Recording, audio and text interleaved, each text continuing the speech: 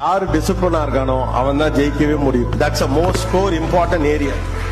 பல திறமைசாலிகள் எல்லா திறமைகளையும் வைத்திருந்தும் கூட பெரிய அளவுக்கு வெற்றி பெற முடியாமல் இருப்பதற்கான காரணம் என்னன்னா அவர்களுடைய கடின உழைப்பையும் வெற்றியும் தொடர்புபடுத்துவதற்கான புள்ளியாக இருக்கக்கூடிய டிசிப்ளின் என்கிற ஒரு விஷயம் இல்ல. டிசிப்ளின்னா நான் சொல்றது நீங்க இப்படி இருக்கணும் அதெல்லாம் கிடையாது. அடிப்படை டிசிப்ளின் ஒரு நாள்ல உங்களுக்கான டெம்ப்ளேட் என்ன, ஒரு டைம் டேபிள் என்ன அப்படிங்கிற ஒரு டிசிப்ளின். என் வாழ்க்கை இப்படிதான் இருக்கணுங்கிற பத்தின டிசிப்ளின்.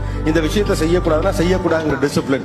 இந்த டிசிப்ளின் இருக்கக்கூடியவர்கள் லைஃப் முழுக்க ஜெயிச்சிருக்காங்க. அவ்வளவு சக்சஸ்ஃபுல்லா இருந்தாலும் காலையில 5 மணிக்கு எந்திரிக்கிற டிசிப்ளின், அவ்வளவு கஷ்டமா இருந்தாலும் அவ்வளவு வயசான கூட காலையில எந்திரிச்சோடனே படிக்கிற டிசிப்ளின், செய்யக்கூடிய வேலைகளை ஒரு நாள் கூட தவறாம செய்யக்கூடிய டிசிப்ளின், அந்த கன்சிஸ்டன்சி. அதுதான் இன்னைக்கு இருக்கக்கூடிய பெரிய பிரச்சனை.